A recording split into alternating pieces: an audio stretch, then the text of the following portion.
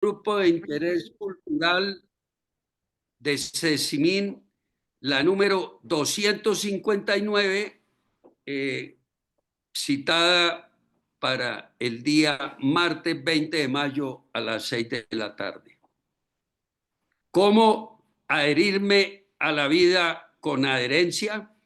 Y nuestro invitado hoy es el doctor Enrique Melgarejo, y quien nos va a hacer la moderación, el doctor Enrique Ardila. El doctor Enrique Melgarejo, con quien nos conocemos hace 43 años en el Hospital Militar, es cardiólogo y electrofisiólogo, es presidente de la Sociedad Colombiana de Cardiología y Cirugía Cardiovascular, fellow de la European Society for Cardiovascular Prevention, profesor emérito del Hospital Militar Central, presidente emérito del Colegio Panamericano del Endotelio, miembro correspondiente de la Academia Nacional de Medicina y presidente del capítulo Adherencia Terapéutica SCC. Bueno, y quien nos va a hacer la moderación, también el otro amigo, colega y paisano, el doctor Enrique Ardila. El doctor Ardila es médico de la Universidad Nacional de Colombia, especialista en medicina interna de Wayne State University en Detroit, Michigan, especialista en endocrinología de la Universidad de París, especialista en periodismo en la Universidad de los Andes, profesor pensionado de la Universidad Nacional, miembro de número de la Academia Nacional de Medicina. Es el coordinador de la Comisión de Educación de la Academia Nacional de Medicina y miembro del Comité de Publicaciones de la Academia Nacional de Medicina. No me queda más que darle gracias a los Enríquez por este excelente conversatorio, que sé que es un tema que no es fácil de entender, pero lo que yo le decía a todas las personas que me llamaban, asistan, que no van a salir defraudados. Entonces, tienen la palabra. No sé si el moderador, el doctor Enrique Ardila, quiere hacer algunas consideraciones antes y después le pasamos la palabra al doctor o Enrique Melgarejo. Bueno, gracias a todos Doctor los Ramírez, asistentes. buenas noches y buenas noches a todos los asistentes que nos están siguiendo por este medio. Realmente el tema que vamos a tratar hoy es un tema muy importante para toda la gente. Es muy importante para el personal de salud, para los médicos, por supuesto, pero para los pacientes también, porque realmente la adherencia al tratamiento no siempre es frecuente. Sabemos, según estadísticas que han aparecido, más o menos el 50% de los pacientes no siguen la adherencia a los tratamientos. Y hay múltiples factores que tienen que ver con eso. Inclusive factores como la edad. Sabemos que la edad, cuando la persona está más mayor, más vieja, tiene menos adherencia al tratamiento. Fuera de eso, ciertos problemas psicológicos como la depresión también. Pero sabemos que tiene que ver directamente con la misma enfermedad que tiene el paciente, con el mismo tratamiento que le están administrando al paciente, inclusive con los servicios de salud en los cuales el paciente, digamos, está afiliado y realmente le está suministrando los medicamentos en el momento dado. Sabemos que esto tiene un impacto importantísimo que por supuesto nos lo va a contar el doctor Melgarejo sobre la parte económica digamos, de los diferentes países. Según estadísticas, sabemos que más o menos en los Estados Unidos, digamos, hay un costo entre 396 y 792 millones de dólares al año que se pierden simplemente porque los pacientes no están siguiendo su tratamiento. Esa parte es muy importante. Yo me voy a, digamos, voy a leer un poquito sobre un artículo que apareció en la revista que se llama Acta Médica del Grupo Los Ángeles, un artículo publicado en México por el doctor José Joaquín Ortega Cerde, que dice lo siguiente: Hoy en día es ampliamente sabido que la falta de adherencia al tratamiento es la principal causa de que no se obtengan los beneficios que los medicamentos pueden proporcionar a los pacientes. Sin embargo, en la práctica clínica diaria, seguimos sin reconocer este hecho como la primera causa de fracaso terapéutico, recorriendo con frecuencia la intensificación de tratamientos o pruebas innecesarias que pueden poner en riesgo el paciente. La falta de adherencia terapéutica es un problema de gran impacto a nivel mundial, pero predominando sobre todo en países de vías de desarrollo y en enfermedades crónicas sobre todo, en las cuales la adherencia a largo plazo comprende un poco más del 50%, de más o menos el 50% de los pacientes tiene adherencia al tratamiento que les dan, digamos, los facultativos. Pero fuera de eso, ahora con las redes internacionales, con los medios de comunicación, etcétera, a veces hay muchas noticias que no son noticias tan válidas y la gente le cree mucho a las redes sociales, le cree mucho en lo que aparece en el periódico, le cree mucho en lo que aparece en la televisión y muchas veces los pacientes llegan a la consulta y no se toman o no se aplican los medicamentos que les prescribió el facultativo simplemente porque leyeron en alguna parte que eso tiene algunos efectos secundarios o porque el vecino le contó, etcétera, etcétera. Sabemos que los medios de comunicación tienen un poder enorme, digamos, en la salud. La gente le cree mucho más y hay estadísticas sobre eso a los medios de comunicación muchas veces que a los propios médicos. Entonces, para eso vamos a hablar. Este es el programa de los Enríquez, no de los Danieles, sino de los Enríquez esta tarde. Entonces, la primera pregunta que yo le tengo al doctor Melgarejo, a Enrique Melgarejo, mi tocayo, es ¿qué se entiende por no adherencia persistencia terapéutica? ¿Por qué no explica eso, Enrique? Bueno, muchas gracias, Tocayo. Primero que todo, mis agradecimientos al doctor Jorge por primero que todo, la iniciativa de traer este tema, que es poco conocido, como vamos a ver, pero que tiene un enorme impacto a nivel de salud de las personas, de los pacientes que están, o mejor, de la gente que está en riesgo y de los pacientes, de los enfermos. Tiene un impacto en salud pública por los costos y que es realmente prevenible. Podemos perfectamente poderla identificar y modificarla, y de esta manera vamos a ver al final como conclusión qué es lo que debemos hacer en este sentido. Ahí se está viendo la pantalla. Sí, ¿Sí está señor, viendo la falta pantalla? poner. Ok, Listo, perfecto. bueno. Enrique, lo estamos viendo. Vamos a hablar de un palpitante tema brevemente y candente tema del fabuloso mundo de la cardiología. Y tiene una larga historia, como vamos a ver, una larga historia que contar, pero en corto tiempo, porque el tiempo no nos ayuda. Pero quiero empezar con esta frase de Alvin Toffler, futurista y futurólogo del siglo XX, del siglo pasado, autor de Shock de Futuro, La Tercera Ola, quien escribió: los analfabetos del siglo XXI no serán aquellos que no sepan leer y escribir, sino aquellos que no puedan aprender, desaprender y reaprender. Y esto es una realidad. Y el ejercicio de la medicina es eso. Constantemente estamos aprendiendo cosas que después son obsoletas. Nos toca estar aprendiendo, reaprendiendo y volver a aprender. Entonces, ¿qué es la adherencia? Queda más fácil definirla como qué no es adherencia. Y persistencia. Adherencia va unida a persistencia. Es simple y llanamente no tomar las medicaciones en la forma prescrita, en los horarios prescritos o en forma intermitente. Aquí en nuestro país, y esto vamos a analizarlo, hay un gran problema y cada vez peor en los sistemas de salud con la salud pública, es el desabastecimiento de medicamentos y la pérdida de continuidad de los tratamientos que un paciente con enfermedades crónicas requiere tratamiento crónico. Su nombre lo dice y es apenas lógico. Y quiero hacer un comentario en lateral, y es que las enfermedades crónicas, los medicamentos no curan, controlan la enfermedad. En las agudas es otra historia, pero un enfermo con una enfermedad crónica que suspende el tratamiento, la enfermedad vuelve y se activa. El caso del lipidemia, o sea, el colesterol alto, no vamos a hablar en términos médicos en consideración que hay auditorio que no es médico, gente que sea diabética. La medicación controla la enfermedad y no progresa, pero si dejas el medicamento, la enfermedad vuelve y aparece. Entonces, ven ustedes el gran problema que tenemos ahorita en salud pública y las repercusiones que va a tener si el sistema de salud no suministra al paciente continuamente medicamento, o lo que también es peor, que el paciente no la tome, porque a veces sí, a veces no, se lo olvida, en fin. Y ojo con esto, y o no seguir recomendaciones de estilo de vida saludable, que lamentablemente, vamos a ver más adelante, los médicos somos muy malos para decirle al paciente que es un estilo saludable.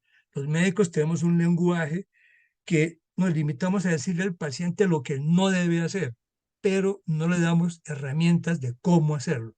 Al paciente multirriesgo, tiene muchos factores de riesgo, decimos don Felipe, bueno, ya los médicos ya no dicen al nombre o llevan al paciente por el nombre, señor, usted tiene muchos factores de riesgo. ¿Qué factor de riesgo? El paciente no entendió nada. Usted está dislipidémico, está prediabético, diabético, tiene un síndrome metabólico, palabras médicas que el paciente no entiende nada. Y le dice, entonces tiene que deje el azúcar, baje la sal, haga ejercicio, deje de fumar, no se estrese, tómese estas 8 pepas cada 8 horas y nos vemos en 3 meses. Y el paciente que entendió absolutamente nada, que los médicos realmente, y esto voy a enfatizar más adelante, no estamos entrenados o capacitados para comunicarnos asertiva y empáticamente con los pacientes. Por ejemplo, en las facultades de medicina no nos enseñan cómo preparar una conferencia. Que pudo y lo pudo hacer el que no se sobó. O no nos enseñan cómo dar malas noticias o cómo comunicarnos con familiares. Nada de eso nos enseñan. Entonces, somos simplemente castradores. No fume, deje el estrés, haga ejercicio, deje la sal, pero no le decimos cómo. Y no hay controles. El paciente, obviamente, lo que le dijo el médico no entendió nada, pueda que acepte tomarse los medicamentos, el estilo de vida, como no sabe cómo cambiarlo, pero va a seguir exactamente igual, lo peor. Y si el sistema de salud no le da el medicamento, peor todavía. Y lo más importante, no hay persistencia en el tratamiento, lo que ya mencionamos.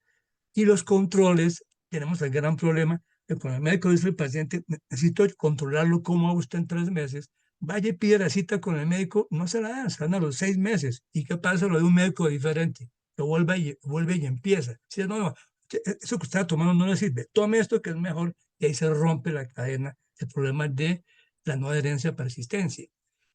Y hay un matrimonio perverso entre la no adherencia con la inercia terapéutica. Y con eso vamos a hablar con Enrique más adelante, pero podemos resumir las 2 definiciones en una sola, que es no adherencia, persistencia, y la inercia terapéutica. Son 2 nuevos, entre comillas, barreras para el no logro de metas en los pacientes y que acortan cantidad y calidad de vida con enorme impacto en salud pública. Ya la OMS ha demostrado, ha sido publicado, esto es muy conocido, que el 50% de los pacientes con enfermedades crónicas que no duelen han interrumpido el tratamiento. Y si volvemos a la historia, que decimos que vamos a empezar con una historia, vámonos a 2500 años atrás. Cuando Hipócrates dijo, no todos los enfermos se toman los medicamentos. Él ya se había pillado que los pacientes no tienen adherencia. Pero dijo una cosa más importante que los médicos no estamos cumpliendo. No lo llevamos a cabo. ¿Qué es esto? Antes de curar a alguien, pregúntele si está dispuesto a renunciar a las cosas que lo enfermaron. Esto es absolutamente cierto. Él ya había predicho los factores de riesgo, mucho antes que se hablara de eso. Pero los médicos son más proclives a formular pepas que a inducir al paciente o motivarlo o darle herramientas para que cambie el estilo de vida. Entonces, las barreras para el no logro de metas ya están identificadas. La no adherencia persistencia y la inercia terapéutica. Y vean ustedes, la no adherencia persistencia en gran parte es culpa de los pacientes, pero porque los médicos no lo sensibilizaron hacia la adherencia. Y la inercia terapéutica, la culpabilidad es 100% de los médicos. Entonces vemos lo que estamos enfrentando cada vez más. Esa es la respuesta. Muy bien, doctor. Entonces, ¿usted cree que es la mala formación de los médicos en las escuelas médicas que no les enseñan a los estudiantes a realmente hacer una buena entrevista con el paciente y realmente explicarles, digamos, qué les formularon, qué es lo que tienen que hacer? En algunas escuelas médicas de los Estados Unidos había una cosa que se llamaba postconsulta, que después de que el paciente salía del consultorio médico, había un estudiante de medicina que se sentaba con él y le explicaba todo lo que le había dicho su médico en la consulta. Eso me parece que es una forma que primero los estudiantes involucrarlos, digamos, en esto, y además que los pacientes entiendan muchas veces mejor que lo que dijo que lo que dijo el médico en la consulta. Realmente porque el paciente llega deprimido, enfermo, que no entiende mucho lo que le dice el médico en términos técnicos, etcétera, etcétera. Además, ves que es una falla, digamos, en la escuela médica, en la parte de enseñar a hacer historias clínicas a los pacientes. ¿Usted qué opina, doctor Melgarejo? Enrique, totalmente de acuerdo con usted, en el sentido que, bueno, ya afortunadamente algunas facultades de medicina, aquí en Colombia ya se de una, lo está haciendo, están creando la cátedra de pregrado sobre técnicas de comunicación. Porque, te repito, los médicos no comunicamos, simplemente prescribimos, porque los médicos nos dedicamos más a tratar enfermedades, pero no cuidar la salud. Entonces, ahí está el gran problema. Tratamos enfermos, pero no explicamos qué es un factor de riesgo, cuáles tiene, qué consecuencias tiene no llevar a las metas, y el paciente obviamente no adopta lo que debe hacer porque el médico no le informó. Estoy de acuerdo con usted. Hay la gran brecha, el gran cisma que hay ahí es la falta de comunicación asertiva, humana y humanística médico-paciente. Esa parte es muy importante y realmente eso se ha perdido mucho, porque el médico general, la parte de historia clínica que hace es muy pobre, empezando porque el sistema de salud lo tiene un poquito amarrado, llamamos ese término coloquial, decir que no tiene sino 20 minutos, inclusive mucho menos, para poder hacer una entrevista de un paciente y prescribirle los exámenes y hacerle un examen físico. Pues que es parte también del sistema de salud que no funciona muy bien en ese sistema, del que eso nos va a hablar usted, doctor Melgarejo, un poquito más tarde, porque esos son los motivos por los cuales la no adherencia a los, digamos, a los tratamientos. ¿Qué otros factores influyen, doctor? Será la siguiente pregunta. Bueno, ya la OMS tiene identificados los factores de riesgo, o mejor, las causas por las cuales la gente no es adherente.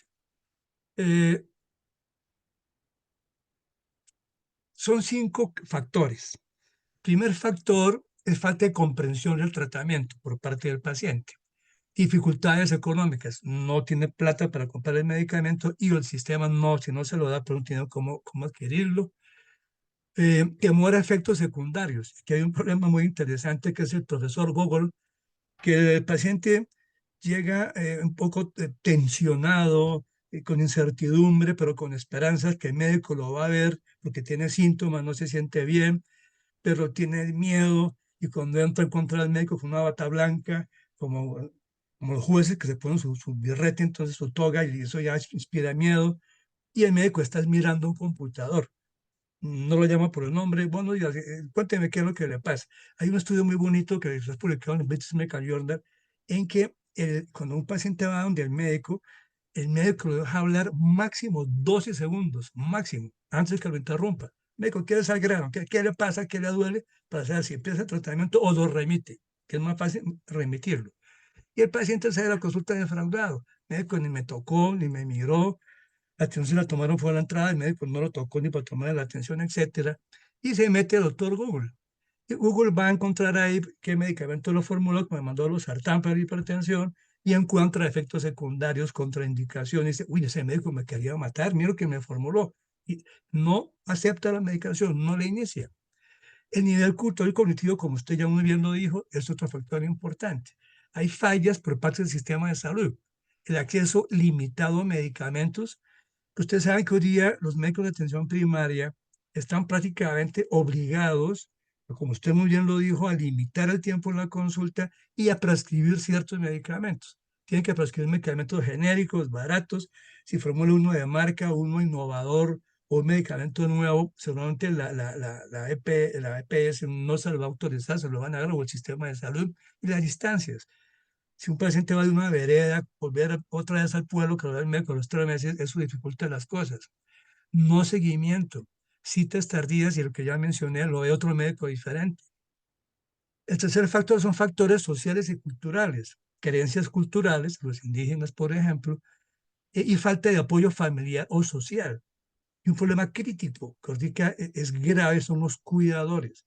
Hoy día los viejos, hasta no hace mucho, las hijas cuidaban a los papás. Hoy día las hijas trabajan. Y el viejo está en manos de cuidadores casi abandonados. Y los cuidadores, por ejemplo, en este país, siempre ha hecho que una mujer que sea madre soltera, cabeza de hogar, y es candidata para ser cuidadora. pero no tiene suficiente entrenamiento para cuidar a un paciente. Aún más, no sabe cómo curarlo. Cree que simplemente tomar atención cada hora y darle las pepas como está en la fórmula, pero no hay un diálogo, una comunicación humana con ese pobre anciano que está tirado. Pero eso es un tema para otra presentación.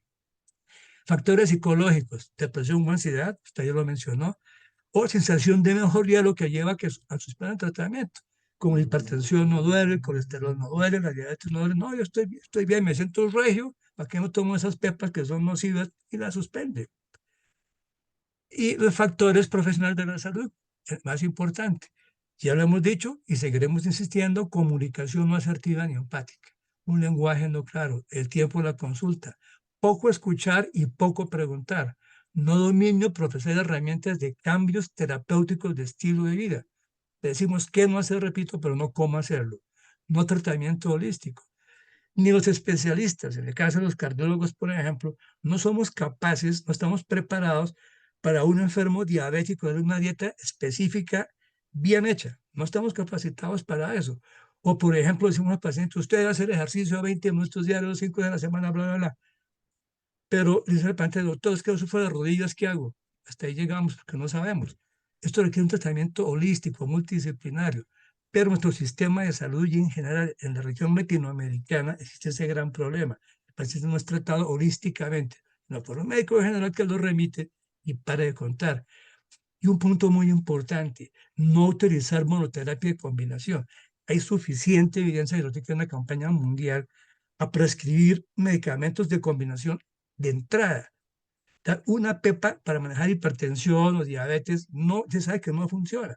Hoy tenemos nuevas clases terapéuticas y debemos, con base en eso, como por ejemplo la hipertensión o otras enfermedades cardiometabólicas, que tienen factores multifactoriales, si damos en una sola cápsula, en una sola pepa, damos a 3 o 4 medicamentos que actúan de diferente manera y que tienen menor dosis, disminuimos efectos secundarios y aumentamos enormemente la eficacia. Pero nuestro sistema de salud, a aquel paciente le dan el diurético aparte, el antihipertensivo aparte, el diureperínico, el campeonista aparte. Es decir, le dan 3 medicamentos aparte, sabiendo que en el mercado existe una cápsula que tiene los 3 medicamentos. Es una falla que es por parte de, lamentablemente, del médico, pero también del sistema de salud. Esto es importante. Realmente usted nombró la nutrición y realmente en las facultades de medicina no se les enseña a los estudiantes conceptos de nutrición. Yo lo sé porque yo soy endocrinólogo y realmente pues la parte nutricional del tratamiento endocrinológico es muy importante.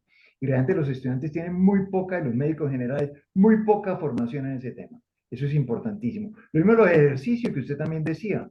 Pues que eso es importantísimo que los médicos aprendan inclusive rudimentos de fisioterapia, digamos, por decir algo, cómo le explican al paciente que debe hacer ejercicios o cuando es obeso, cuando es hipertenso, cuando es diabético, etcétera, sobre todo la parte de enfermedades crónicas. Esa parte yo creo que es falla como modificación de los programas de formación de los estudiantes de medicina. ¿Por qué es importante la adherencia terapéutica? Usted ya nos ha hablado un poquito, ¿por qué nos profundiza un poquito más eso? ¿Por qué es tan importante la adherencia terapéutica?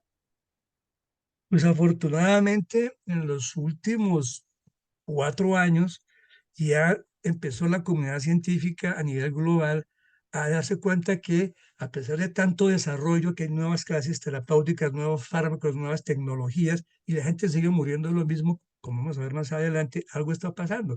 Entonces, hasta ahora se dan cuenta de lo que Hipócrates había dicho 2500 años, planteamos adherente. ¿Y por qué es importante la adherencia? La adherencia la podemos definir como el eslabón olvidado entre los riesgos y los desenlaces y con enorme impacto en salud pública. O sea, vemos a un paciente que está con factores de riesgo y empezamos a tratarlo. Los médicos tratamos enfermedades, puede que tratemos factores de riesgo, pero no cercioramos si el paciente ha sido adherente al tratamiento, si cambió su estilo de vida, si bajó la barriga, si bajó de peso. No, simplemente tomamos la atención si no está bien o está mal una glicemia y pare de contar. Entonces es importante desde ese punto de vista. Y esta diapositiva que es que yo la muestro, digo que da pena mostrarla. Recordemos, estamos en un medio académico, afortunadamente, un poquito la historia del famoso estudio Framingham, no el famoso doctor Framingham, como algunos decían. El doctor Framingham, como siempre he dicho, no. Framingham fue creado en el año 48 en un pueblo cerca de Boston. A la gente le pagaron para que no migrara, que estuviera siempre ahí y observar de qué se morían. Eso fue un estudio grandioso que cambió mucho la medicina y nos enseñó, por ejemplo, que el colesterol era malo para la salud, que fumar era malo. Antes no se sabía, en absoluto. Pero vean ustedes, del año 52, que fue el primer reporte de estudio Framingham, los factores de riesgo que todos conocemos, hipertensión, diabetes, lipidemia, sedentarismo, obesidad, todas las cosas, esos factores de riesgo siguen siendo exactamente igual. Este estudio publicado recientemente, y es el último que ha sido publicado, la carga global de enfermedades cardiovasculares y factores de riesgo en el lapso de 1990 al 19, los factores de riesgo siguen siendo exactamente lo mismo. Si hipertensión sigue siendo el primer factor de riesgo más prevalente, que más produce falla cardíaca, falla renal, produce stroke, todas esas cosas. ¿Qué hemos hecho? Nada. Cuando yo era estudiante de medicina el siglo pasado, había 4 clases terapéuticas. Porque que hay 9 clases terapéuticas y bueno, hay combinaciones. Y la hipertensión, ven ustedes, la misma cosa, no ha cambiado nada. Lo único que se ha cambiado es que la gente fuma menos, pero ha aumentado la obesidad.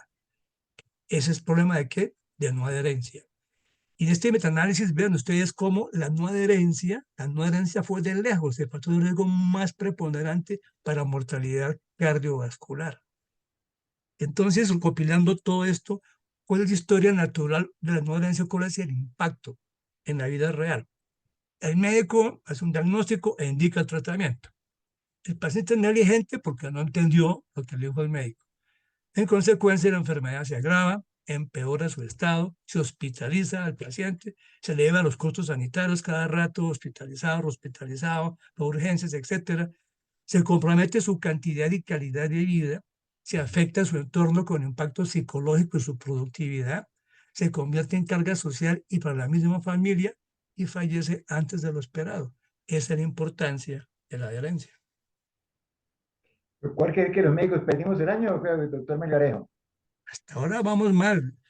Es decir, los médicos somos más dedicados, más que todo, a la tecnología, ¿no? Hacer procedimientos, intervencionismo, hacer cateterismo, colocar resincronizadores, formular biológicos, en fin, pero se cuenta que estas partes básicas, desde el año 48, cuando se descubrió que la hipertensión era factor de riesgo, se han inventado drogas, y justo comentaba a ustedes que es una vuelta a Colombia que llegué hoy, hablando del sistema de adherencia, y un profesor muy famoso, Antonio Coca, hablamos de que ya la medicina llegó a un punto que no puede inventar ningún medicamento nuevo antihipertensivo.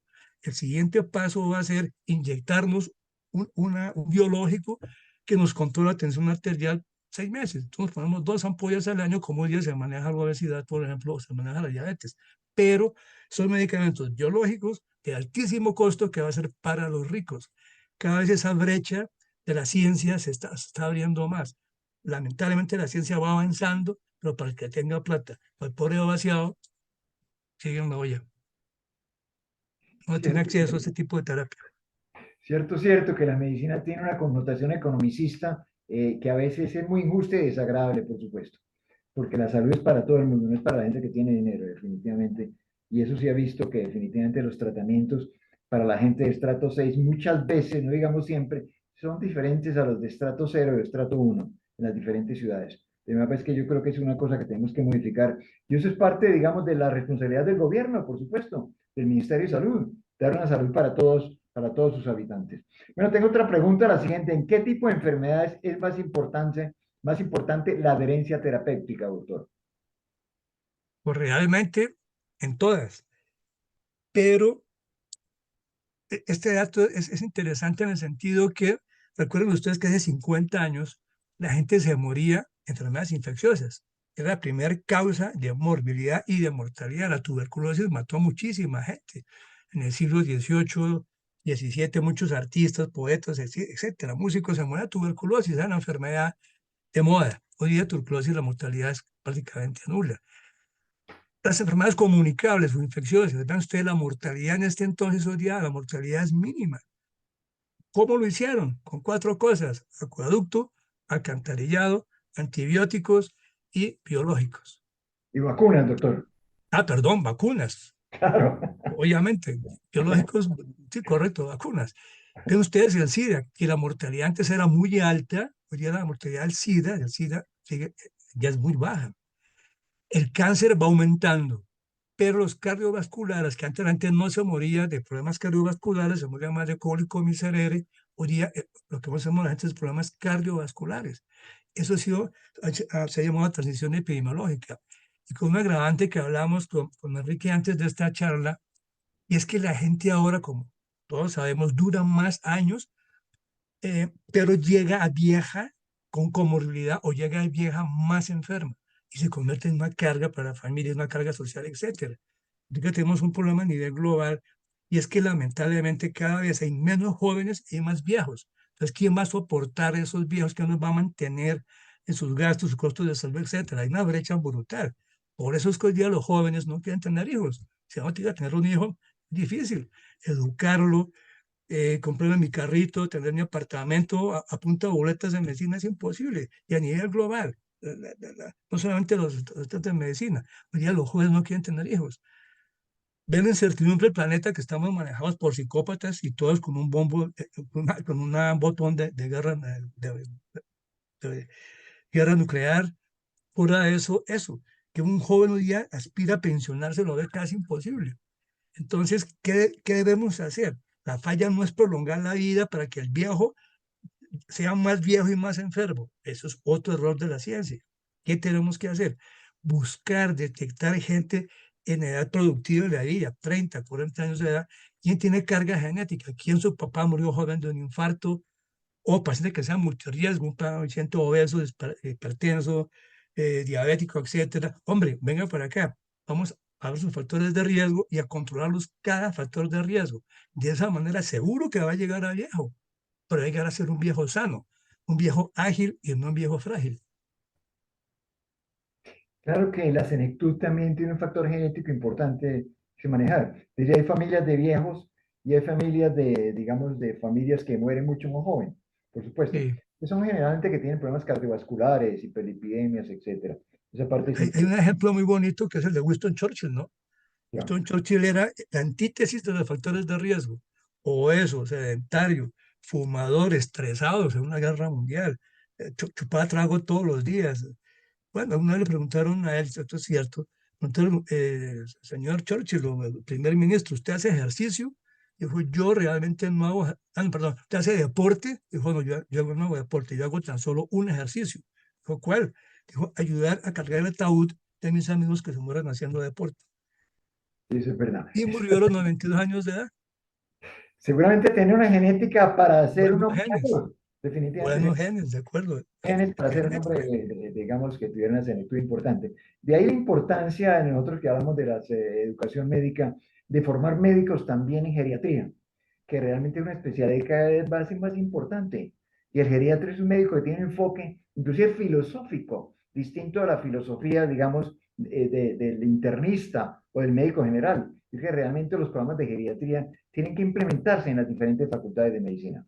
Y a los estudiantes hay que enseñarles conceptos de geriatría. Esa parte es muy importante. Esto, la transición epidemiológica es bien interesante, que son cosas que se presentan, digamos, en los países en vías de desarrollo como Colombia, que por un lado hay enfermedades infecciosas, que la gente está infectando, se está muriendo, se está enfermando, y por el otro lado hay enfermedades degenerativas, como artrosis, como enfermedades cardiovasculares, como hipertensión, como diabetes, etcétera, etcétera. Ya ves que a los estudiantes hay que enseñarles las dos caras de la moneda, empezando por en dónde van a ir a trabajar. Esa parte es importantísima. Y cómo es la adherencia a sus tratamientos. Esa parte El es bien problema, importante. y hablando de degenerativas, el problema del Alzheimer, ¿no? Que está disparado. Exactamente.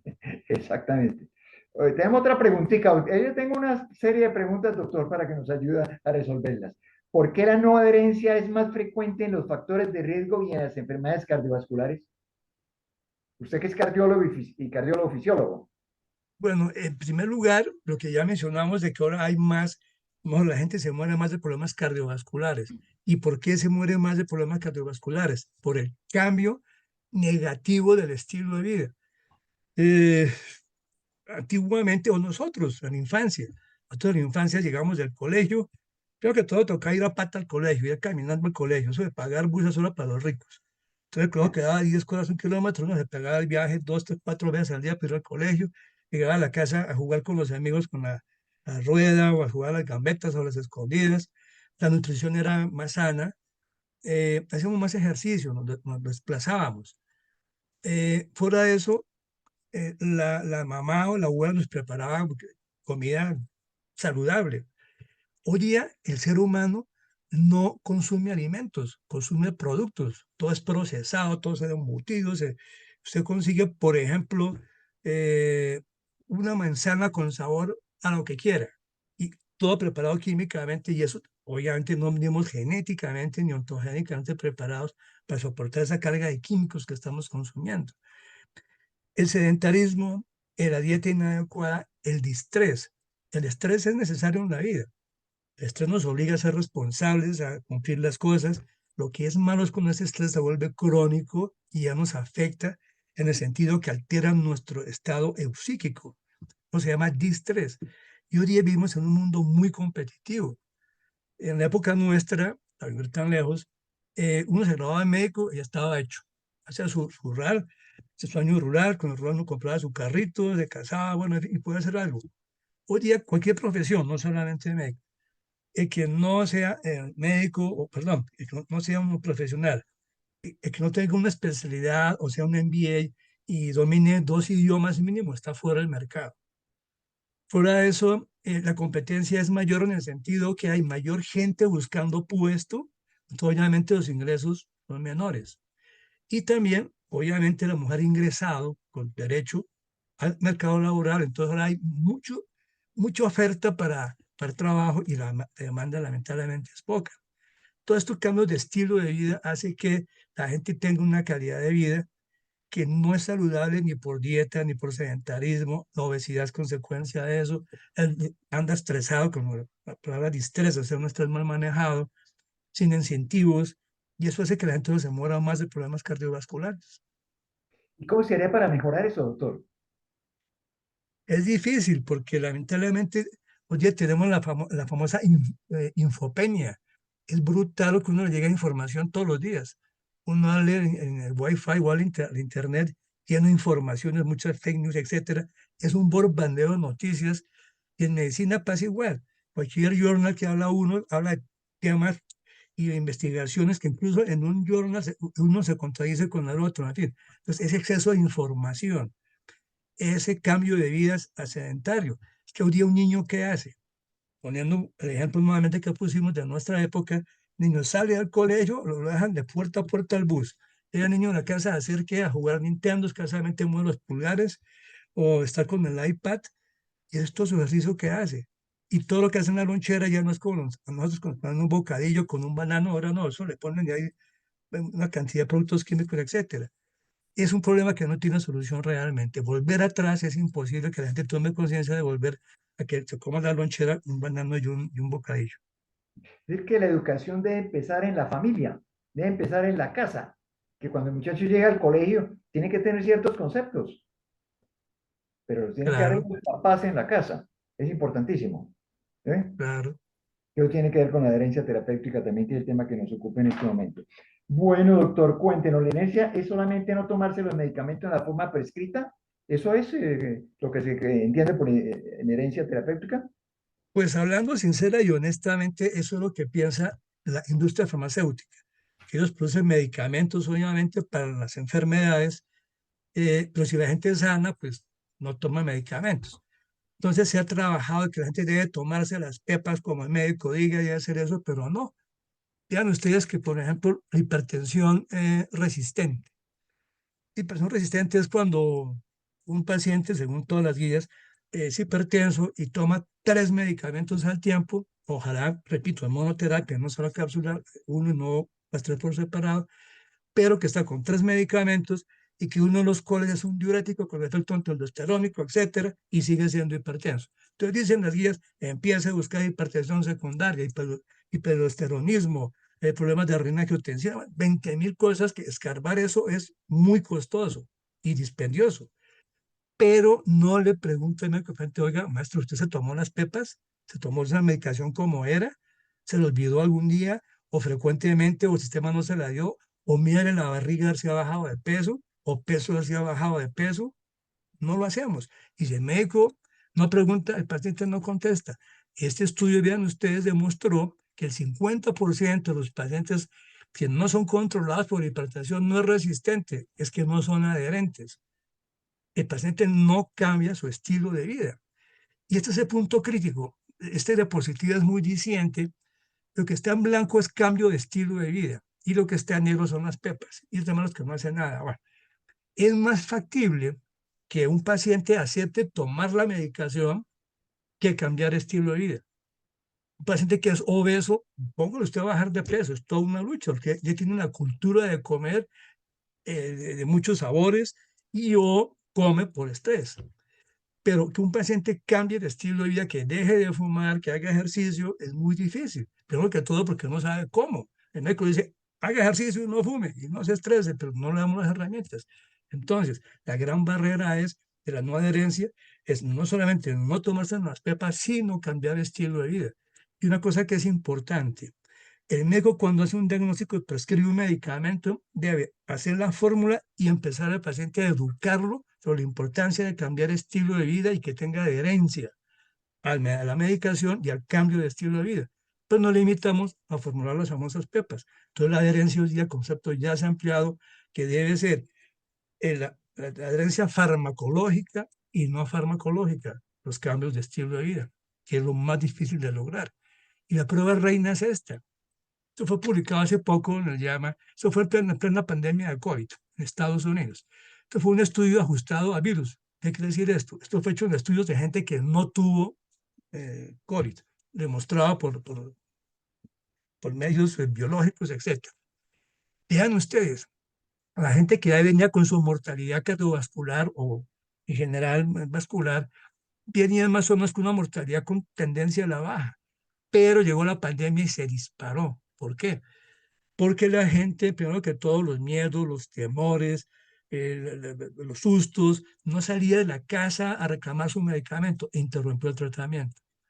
Fuera de eso, se dedicó a sentarse en su silla, a ver Netflix y comer maíz pira. Es decir, cambió abruptamente el cambio de estilo de vida, dejó de hacer ejercicio, dejó de hacer lo que debía hacer, que hacía anteriormente, su rutina que hacía, la paró para sentarse en una silla, a comer mal y fuera de eso, sin medicación. Y la mortalidad, como ustedes ven, se disparó en problemas cardiovasculares y en enfermedades de accidente cerebrovascular. Se perdieron 7 años de lo que se había logrado simplemente porque la gente por la pandemia dejó de tener un estilo de vida saludable que ya lo había incorporado. Esa era la prueba reina de que el estilo de vida es fundamental. Bueno, doctor, ¿y cómo se logra esa educación al paciente? ¿Realmente a quién le corresponde darle esa educación? ¿Al médico que vio el paciente en el consultorio? ¿A la enfermera? ¿A la trabajadora social? ¿A la familia? ¿A quién le correspondería eso? Porque eso no es tan sencillo, digamos, y hay que, digamos, insistirle mucho a la gente y darle muchos ejemplos, etcétera. ¿Cómo se podría hacer eso? Es un gran problema porque como el problema es multirriesgo, es multifactorial, es multigenético, es poligénico. Entonces tratar, primero, que una sola pepa, hablando de monoterapia, un solo medicamento lo cure mágicamente. Hay importancia de combinar en una sola tableta diferentes mecanismos que actúan diferentemente, como lo mencionamos. Esa responsabilidad es del médico, pero si el sistema de salud, los sistemas de salud, no se encargan de promover, educar a la gente de cómo es un estilo saludable, ¿qué debe hacer una persona para mantenerse sano? Preocuparse porque existan parques en las ciudades, como otras ciudades del mundo, donde la gente puede salir a caminar, a trotar, en fin, ir a parques. Ustedes saben que la enfermedad da votos. Si un político dice, yo voy a hacer aquí un puesto de salud, voy a hacer un hospital, eso da votos porque va a tratar a enfermos. Pero educar a la gente en salud no da votos. Entonces, si los políticos no les importa la salud, sino la enfermedad. El sistema de salud es exactamente lo mismo porque trabajamos en un medio que busca ser, entre comillas, curativo, pero no preventivo. Esta política que ahorita quiere adoptar el gobierno de hacer promoción, no, promoción nunca ha existido. Y lo que es más importante, no existe un aspecto importante, que hablaremos un poco más adelante, que es lo que hoy día trata de imponer la OMS, que es la prevención primordial. En medicina, para los que no son médicos, hablamos de 3 tipos de prevención. La prevención primaria es aquella persona que tiene factores de riesgo, es obeso, hipertenso, fumador, etcétera, etcétera. La familia murió de infarto joven, etcétera. Tiene factores de riesgo. Lo que hacemos es prevención primaria para evitar que esos factores de riesgo que tenga generen un desenlace. Acá infartado, o acá en diálisis, o acá si pegó una máquina de diálisis, o acá con una pierna amputada, en fin, todas las complicaciones que podría haber. Eso es prevención primaria. Secundaria es como el que ya tuvo un desenlace, el que ya tuvo un infarto, el que ya tuvo una falla cardíaca, que le repita el problema, que no se reinfarte. Pero la OMS se dio cuenta que, bueno, el cuaternaria es rehabilitar al que ya está muy vaciado. Pero la OMS se dio cuenta que la habían barrado, entonces ya hace 5 o 6 años está pregonando a nivel global la prevención primordial. Prevención primordial es evitar que el sujeto se exponga al riesgo. Eso sí es la prevención. Pero ¿cómo se logra? Educando. Y educando desde la infancia. Todos sabemos que lo que un niño aprende entre los 4 y 11 años de edad lo incorpora a su estilo de vida, lo incorpora a su personalidad, etc. Si un niño en ese lapso come sano, hace deporte, no fuma, lo más seguro es que ya lo incorporó su estilo de vida y va a ser el resto de la vida igual. Si un niño ve que el papá le pega a la mamá, con esa grande va a ser exactamente lo mismo. Entonces, la prevención primordial son resortes que dependen mucho del sistema de salud. Los políticos están involucrados en eso, los medios de comunicación. Los medios de comunicación deberían, vamos a ver más adelante también, en vez de dar tanta cháchara y tanta noticia tóxica que hay, hombre, hay una educación a la comunidad por medios de comunicación, que eso es el tema experto, tú eres más experto que yo en eso, y está para más adelante. Entonces, es un proceso que es multifactorial. Debe jugar la enfermera, la trabajadora social, el psicólogo, ¿por qué no? Nutricionista, el deportólogo, en fin. Ese es lo difícil, buscar un equipo de salud que mantenga la salud, que preserve la salud. No que un médico especialista trate ya a un enfermo complicado, porque llegó infartado, pero ese enfermo infartado, ojo, tiene muchos factores de riesgo que van al infarto. Es hipertenso, diabético, estresado, tiene carga genética, en fin, y el cardiólogo lo que hace es meter una huella ahí, destapar la arteria coronaria, una arteriografía coronaria, facturarla y que quede otra vez bien, pero si no cambia el estilo de vida, le vuelvo a repetir. Pero aquí en Colombia, que es un país de tantas regiones tan diferentes, pero ¿por qué no miramos un poquito en países más desarrollados? Por ejemplo, los países escandinavos realmente, que son países desarrollados en muchos sentidos, empezando por el aspecto económico, el estilo de vida. ¿Eso se lleva a cabo, y por ejemplo, en Dinamarca o en Suecia? Sí, en países desarrollados, sí, ya la mortalidad cardiovascular en algunos países ha empezado a disminuir y ha sido con base en educación. Y eso la gente lo, digamos, se adhiere a esos consejos, entre comillas, que le dan los facultativos, etcétera. Usted ha tocado un punto muy importante, mi querido tocayo, y es que depende mucho de la educación. Una persona educada, o mejor, un pueblo educado, entiende mejor las cosas y acepta más fácil el cambio. El que no, no. Y vean ustedes que la no adherencia es un problema que es global, es una endemia. Vean ustedes que en diferentes regiones la endemia no llega ni siquiera al 30% y en otros países llega mucho más bajo. Nuestra región estamos en un 60% de adherencia. Pero lo más grave es que la no adherencia constituye una socioeconomopatía. Vean ustedes acá, los países más pobres son menos adherentes, los países más ricos son más adherentes. Entonces estamos en un círculo vicioso, que entre más pobre el país, menos adherencia, más enfermedades, más costos en salud. En cambio, los países ricos, porque están mejor educados, no solamente es el dinero, los desenlaces son menores y el impacto también es menor. ¿Y por dónde se puede cortar el chorro, doctor? ¿Por dónde podemos cortar eso? Pues sería bonito que la ONU se sentara a discutir eso, por ejemplo. Hemos visto que la ONU ha sido una entidad inoperante desde la Segunda Guerra Mundial. Ahorita estamos en 3, 4 guerras en el planeta y ¿qué hace la ONU? Sentarse a deliberar. Sería bonito que la ONU se uniera a hablar de estas cosas, ¿no? A promover esto. Y que los médicos nos prestáramos a difundir esto.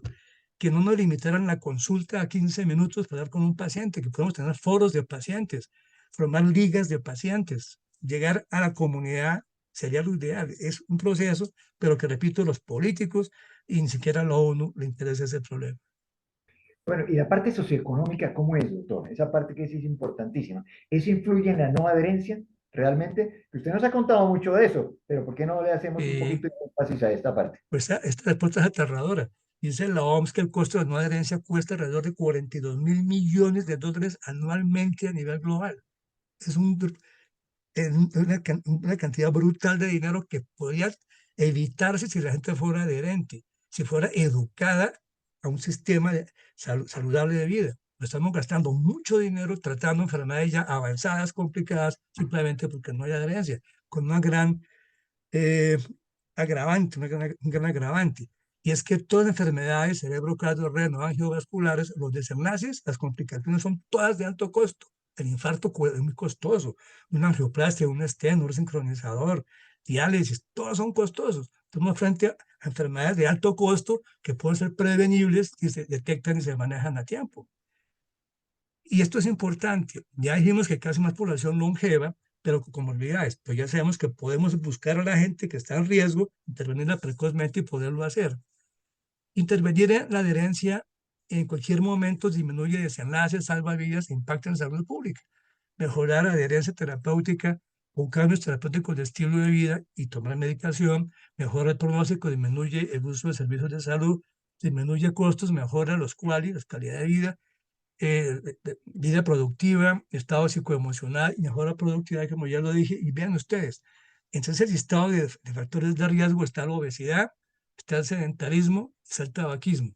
¿Eso qué es? No adherencia. Entonces quitemos esos tres y pongamos no adherencia. Un paciente obeso, que sea sedentario, que siga fumando, puede ser un ignorante, puede ser, pero no tiene adherencia.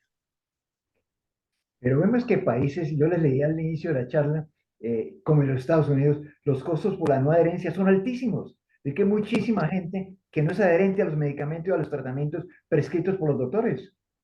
Y es un país Usted lo ha dicho. teóricamente desarrollado, ¿ah? Teóricamente desarrollado, los Estados Unidos, por supuesto. Sí, sí, ¿Eh? Entonces eso usted lo pasa ha en todas dicho. partes. Porque a la gente le gusta lo fácil, ¿no? Comerse un chicharrón con arepa y chorizo, eso es delicioso, qué maravilla. En vez de comerse una ensalada mm, con queso y frutas. El problema es cultural ya, lamentablemente.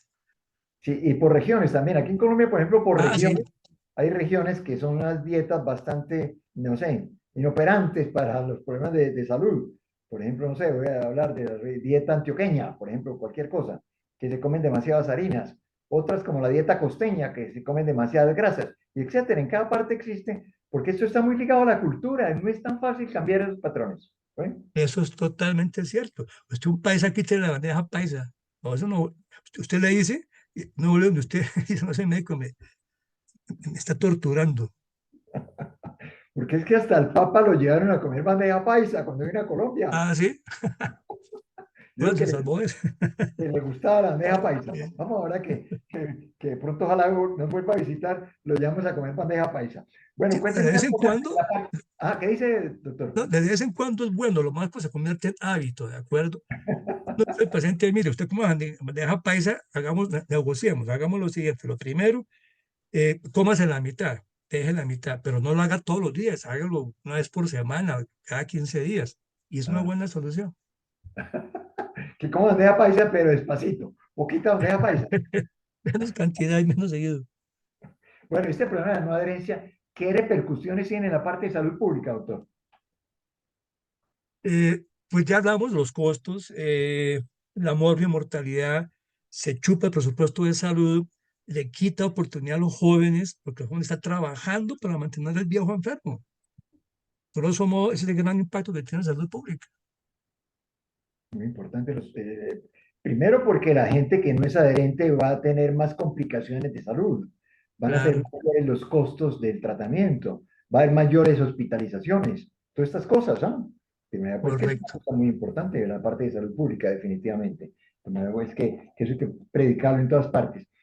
¿Eso está asociado, la inercia terapéutica es parecida, digamos, a la no adherencia o qué es la inercia terapéutica, doctor? Sí, comenzó a mostrar una diapositiva que hay un matrimonio perverso entre la adherencia y la inercia terapéutica. ¿Qué es la inercia terapéutica? Es no incentivar al enfermo para que logre las metas. Don Felipe, o bueno, ya no les voy a poner el nombre, el señor tiene factores de riesgo, está muy hipertenso, su tensión vamos a llevarla por debajo de 140, 90, idealmente 130, 80. Eso no le decimos al paciente. Demorar o no intensificar el tratamiento por parte de los médicos. Muchos pacientes, cuando están hipertensos o alto de colesterol, etcétera, decimos, ¿sabe qué? Haga dieta, quite las grasas y baje la sal La gente asocia la sal con el salero, ¿no? Pero, por ejemplo, el pan blanco tiene una cantidad brutal de sodio, que lo malo es el sodio. Eso parte no se lo decimos. Entonces, esperemos 3 meses, hay que actuar ya. Paciente diagnosticado, trátelo ya, no pierda tiempo. Medíquelo y inculque el cambio de estilo de vida. Eso es educar al paciente. Ahí está la gran falla de la no treinar terapéutica. Y vean ustedes, pacientes que no son en metas o no han llegado a metas por hipertensión. Pues vuelven donde el médico, el 5% le cambia la medicación, el 5% le agrega otra medicación y por separado, no monocomprimido. Y incrementa a veces un 6%. Bueno, ustedes 84% del médico no hace nada. Entonces el paciente sigue estando en riesgos, sigue estando con problemas y esto es crucial. Esta curva, sé que hay gente que no es médica, pero es fácil de explicar. Esta es la curva de que todos tenemos que morirnos. A través del tiempo nos morimos. Esta curva que está en verde es la gente que es hipertensa, pero está bien tratada y bien controlada. Está en las metas. Ustedes que se parece mucho a la normal. Pero ese que está tratado, pero no controlado. En otras palabras, toma pepas y o no cambia de estilo de vida, sigue estando en riesgo y bueno, usted ya esta curva se acerca a la última, que es a la gente que no se trata. Entonces, esto queda evidente y fácil de ver que cuando un médico se compromete a tratar a un enfermo, su compromiso es llevarlo a la normalidad, a lo más cercano a lo normal, y no darle pepas o tratamientos que lo mejoren un poquito, porque los factores de riesgo siguen evolucionando. Y el paciente cardiovascular no es monorriesgo, me explico. Ustedes nunca verán un paciente que sea únicamente hipertenso o únicamente que tenga alto colesterol. Tiene algo más, o es obeso, o de colesterol, o triglicéridos, o es hipertenso, en fin. Entonces, si no hacemos un manejo de todos y cada uno de los factores de riesgo, estamos perdiendo el tiempo. Si el médico logra con la atención, pero el enfermo sigue siendo diabético, está maltratada, estamos perdiendo literalmente el tiempo. Volvemos a la nutrición un poquito, doctor Melgarejo. Desde no hace mucho, en el Congreso de la República se dio una reglamentación que los paqueticos, esas bolsitas, tenían que tener marcado en el empaque si eran exceso de grasa, exceso de azúcares, etcétera, etcétera. ¿Eso ha tenido algún impacto en la salud? Por ejemplo, en la hipertensión arterial, por decir algo. Mire, en algunos países, esto no es original de Colombia, en algunos países sí ha funcionado, pero volvemos a un tema que es harto hablarlo, pero es una realidad que duele. La gente educada, la gente culta, la gente que tiene un nivel de educación alto, entiende. Es esto que está aquí, no me conviene consumirlo. Aquí la gente simplemente lo va a pensar, ah, eso es sabroso, está barato, yo me llevo 3 paquetes. Esto se lo inventaron más que todo para conseguir impuestos, es cierto, y lamentablemente a la gente no le educaron por qué. Alto en contenido de grasas saturadas. ¿Usted cree que Pópulo Pérez, que va al supermercado, sabe que es una saturada? Ni idea qué es eso. Ve una cosa ni una saturada, alto contenido de azúcares o, en fin, azúcar, o por azúcar agregada. ¿Eso qué le dice a Pópulo Pérez? Nada, tiempo perdido. Decir que eso a la larga no puede, no tiene mucho efecto, porque parece que eso Para los quería que impuestos, sí, para los impuestos, claro, para que el gobierno coja más platica, sí, pero para el pueblo en sí en general, no. porque eso parece que lo hicieron teniendo, digamos, en vista, digamos, las loncheras de los niños, que las mamás les daban en la, digamos, por falta de tiempo o por pereza, entre comillas, muchas veces, en la lonchera echaban paqueticos, paqueticos, para que el muchachito comiera en el colegio los paqueticos, que los paqueticos Sí, tenían azúcar, grasa, sal, todas esas cosas. correcto. Pero una mamá, si ve un talego lleno de cosas negras, pero no puedo comprarle una fruta que es aparentemente o relativamente costosa, no, le compre paquetico, no importa. Sí, así es. Eh, el problema es lamentablemente cultural. Sí, es muy cultural, sí. Pero eso es muy difícil de cambiarlo, le cuento, doctor Melgarejo. Eso no es tan sencillo. Cambiarle la forma de comer la gente es bastante complicado. Es bastante complicado. De Especialmente, acuerdo, repiten el modelo de la casa.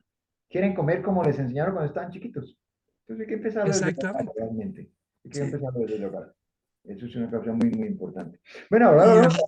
Sí, doctor. no, Vamos a un siga. tema muy importante que son los medios de comunicación. ¿Cómo influyen los medios de comunicación en este problema de la no adherencia, digamos, a los tratamientos? Ahora que la gente se comunica teóricamente mucho más, teóricamente, porque puede que se comunique hasta menos que antes. ¿Cómo es eso, doctor? Bueno, usted tiene mucha más experiencia que yo y de los pocos periodistas médicos, o mejor, médicos periodistas que hay en el mundo, creo. Lo felicito, en verdad, y lo envidio, porque tiene una óptica de las cosas mucho más objetiva que la que tenemos los que estamos en un escritorio viendo pacientes o en un quirófano. Pero mire, esto lo dice todo. Esto es en promedio en Estados Unidos. Vean esto. Por cada 100 prescripciones escritas, allá el médico formula y el paciente va a la droguería a reclamar el medicamento. Allí en el control, etcétera. Porque tienen data que no tenemos estadísticas. 30-50% nunca llegan a la farmacia. ¿Qué quiere decir eso? Fue el médico lo oyó y no convenció al paciente. Hasta la mitad, dice, ¿qué carajo? Yo no voy, no me tomo esa vaina, ¿para qué? El médico no lo convenció, no fue una reacción empática, y esa primera consulta es fundamental. Hay una buena relación con el paciente de entrada, o se vuelve a la barrera y el paciente no consume medicamento, y 70-75% de los que toman la medicina no se la toman en la forma como está prescrita. Un día sí, otro día no, se lo olvida, se le acabó el medicamento, o el domingo juega Millonarios. Entonces yo me hago esa platica, compro la boleta y no me compro la droga porque yo no siento nada, ya lo dijimos, no duele, hipertensión no duele, entonces compro la boleta para ir a fútbol, a ver, a jugar allá a Pacao García y supero el tratamiento, etcétera. Y tan solo 15-20% vuelven por más medicina, sí, 15 vuelven. Esto es mala comunicación. Y otro problema que pasa, querido colega Enrique, es que, tocayo colega Enrique, es que los médicos nos reunimos frecuentemente a congresos, simposios, a discutir los últimos adelantos tecnológicos, farmacológicos, etcétera, el último estudio, los intervalos de confianza estadísticos, van a ver. Pero la gente en la calle va caminando y no sabe qué es un factor de riesgo, no sabe qué es la diabetes. Dice, diabetes, tengo alta el azúcar, no sabe qué es hipertensión, tengo la presión alta, pero de ahí no sale, no sabe qué es el colesterol, etcétera. Y lo que es más grave, lo que es peor, no sabe cómo está su tensión arterial, no sabe cómo está su glicemia, no sabe cómo está su colesterol. Eso es lo que llamamos la ignorancia que mata. Entonces, el primer problema que hay es la mala comunicación médico-paciente, y ahí comienza el gran problema. Ahora sí, lo oigo usted como médico periodista. Bueno, Pero bueno, doctor, déjeme. Bueno, sí, después sigo yo. Quiero su opinión al respecto en este momento. y bueno, yo le hacía una pregunta a usted en relación con el doctor Google, porque el doctor Google, lo que usted mira por el computador, es bastante frecuente en los pacientes. Y usted le formuló un medicamento X al paciente y el paciente va y busca inmediatamente para qué sirve el medicamento, qué contiene el medicamento, qué efectos secundarios tiene el medicamento.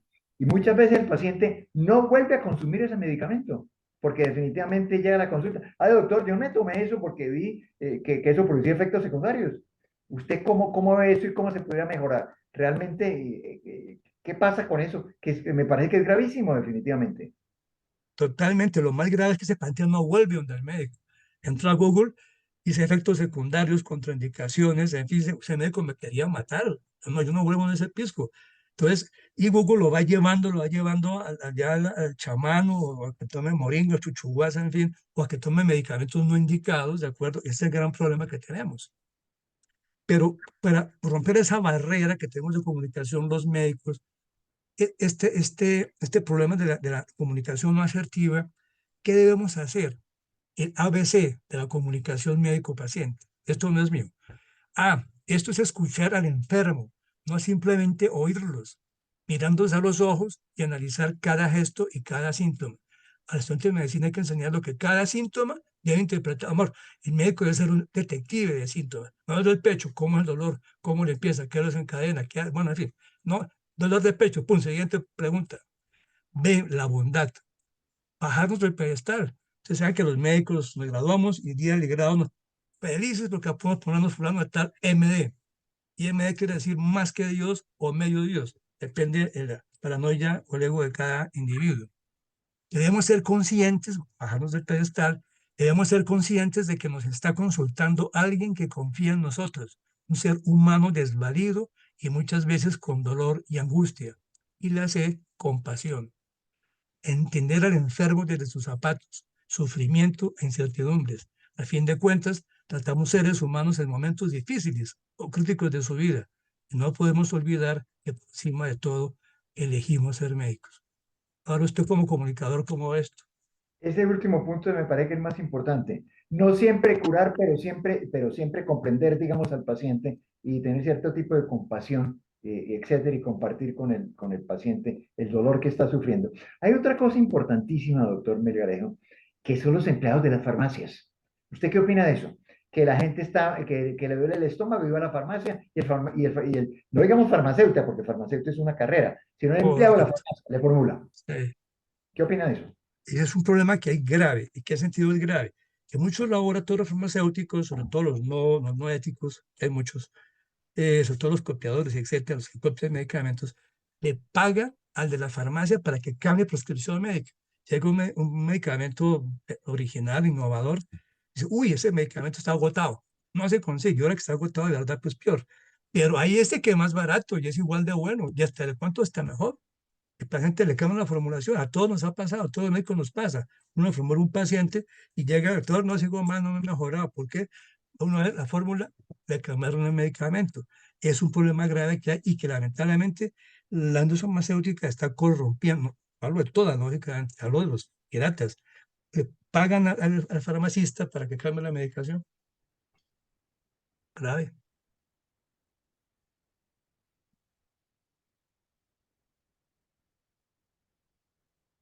¿Se Estoy fue el viendo más, audio? doctor Melgarejo. ¿Se fue el audio? Sí, muy supremamente grave. En algunos países, y creo que aquí lo están tratando de implementar,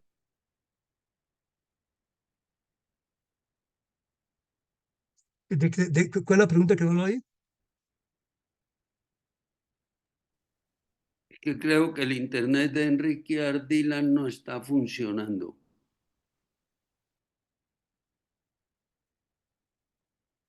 Por razones de tiempo, si quiere yo... lo tiene apagado el micrófono, lo tiene apagado. Lo tiene apagado. Lo tiene Enrique apagado, Ardila, hay que prender el micrófono. pero no oye. en algunos países existe, la reglamentación, llamemos eso, que en cada farmacia tiene que haber un químico farmacéutico. ¿Eh? Sí, Aquí en Colombia, sí, por supuesto, sí es bastante complicado, veando porque hay muchas facultades de química farmacéutica, pero eso podría ayudar a eso, que no sea el empleado de la farmacia el que tome las decisiones. ¿Eh? Esa correcto. eso podría ayudar, pero esa parte es muy grave, definitivamente. Que el empleado de la farmacia, primero, muchas veces cambian los medicamentos. Cambian los medicamentos porque el visitador médico le pasa cierto dinero, cierta plata al empleado de la farmacia para que formule ese medicamento que tiene mucha cantidad, digamos, en stock. Entonces, que formule ese medicamento. De manera pues que eso es supremamente grave. Y eso lo debería vigilar definitivamente el Ministerio de Salud. Esa parte es muy Sobre todo importante. las copias genéricas de mala calidad traen en la China, que las traen en tarros grandes, en barco, y aquí uno se meten en la maquila y la despachan. Sí, eso es verdad, eso es verdad. Bueno, vamos a la última pregunta, que es la pregunta del millón, doctor Melgareo, que es la inteligencia artificial. Realmente la Pero inteligencia artificial está involucrada en muchos aspectos, en muchas cosas, en la sí, educación médica, en el conocimiento en general. Bueno, ¿cómo influye eso en la no adherencia o adherencia al tratamiento? ¿Cómo es eso, doctor? bueno, yo quiero, esa pregunta es crítica y la dejamos para el final, pero quiero hablar de este tema que es importante. ¿Qué tenemos que hacer como técnicas para tratar de intervenir esta barrera, de acuerdo? Y ya sabemos que las mujeres son menos adherentes que los hombres. Las mujeres ontogénicamente y evolutivamente fueron cuidadoras y recolectoras. El hombre cazador y luchador y guerrero. Cazador, bueno. Las mujeres poco se cuidan y las mujeres siempre consultan tarde cuando están infartadas, en fin. La mujer siempre es cuidadora y se descuida más y la no adherencia es mayor en mujeres. Entonces, para tratar de que la mujer sea más adherente tenemos que emplear la regla de oro, es mantener la mujer con el mejor físico del mundo. Como esta es la mujer con el mejor físico del mundo. Estamos frente a una endemia, como dijimos al comienzo, no resuelta y una inacción, por inacción terapéutica con alta repercusión. Entonces, ¿qué herramientas tenemos para intervención? Entonces, aquí me voy a permitir los 10 mandamientos, leerlos, porque ya hemos hablado de esto. Vamos simplemente a leer los 10 mandamientos. Primer mandamiento, comunicación asertiva, empática y afable. Y ya lo dijimos, todo lo que decimos aquí ya está dicho, simplemente un repaso, un mensaje para llevar a casa. La primera cita es crucial. Segundo mandamiento, explicar qué son factores de riesgo y cuáles tiene el paciente, no en lenguaje médico. Entonces el mandamiento expone la importancia de la adherencia para el logro de los objetivos terapéuticos trabajando juntos, médico-paciente. Aparte de explicarle, mire, don Felipe, usted tiene muchos factores de riesgo, yo estoy le mando este medicamento, es lo mejor que hay, bla, bla, bla. Se va a tomar una pepa al día, o una pepa en 3, en 4 horas. Y usted me va a ayudar, nos vamos a ayudar, usted va a comer menos ahora, baje la cantidad, en vez de meterse un patrón de arroz blanco, cómese la mitad o coma arroz integral, etcétera, etcétera. Hablar con el paciente, comunicarse, explicar las consecuencias de la no adherencia, y esto es muy importante. El enfermo puede que sepa que es diabetes, sí, tengo alto el azúcar, pero no sabe las consecuencias que tiene la diabetes, y ya lo dijimos. Como no sabe las consecuencias, pues no se cuida. Si el paciente supiera que la diabetes puede quedar ciego, o puede quedar en diálisis, o puede quedar infartado, con falla cardíaca, etcétera, se cuidaría seguramente. Quinto mandamiento, activar la capacidad de empoderamiento para autocuidado. Al paciente hay que decirle, usted es parte del proceso. Tiene que ayudarse a autocuidarse, que las horas pepas no hacen milagros, y no matar esperanzas. Sexto mandamiento, involucrar en el punto de la familia. Esto es muy importante. Que la familia se entere que el familiar está enfermo, pues se puede hacer muchas cosas. Si uno echa la carreta al paciente que no coma todas las cosas, y otro de la mujer le pone un caldo de costilla, pues hasta ahí llegamos. Prescripción de medicamentos, ojalá en monoterapia y combinación. Insisto mucho en eso. Y si algunos pacientes que nos están viendo están tomando una pepa que tiene 4 medicamentos en una cápsula, perfecto, es lo ideal. Estamos tratando con una sola cápsula 4 factores diferentes con bajas dosis, y la tolerancia, la tolerabilidad mejora. Es decir, la droga tiene menos efectos secundarios, el paciente la soporta mejor y se impacta más en la enfermedad. No hacer un check de recomendaciones, sino de herramientas, lo que ya dijimos. Simplemente explicarle al paciente cómo cambiar el estilo de vida.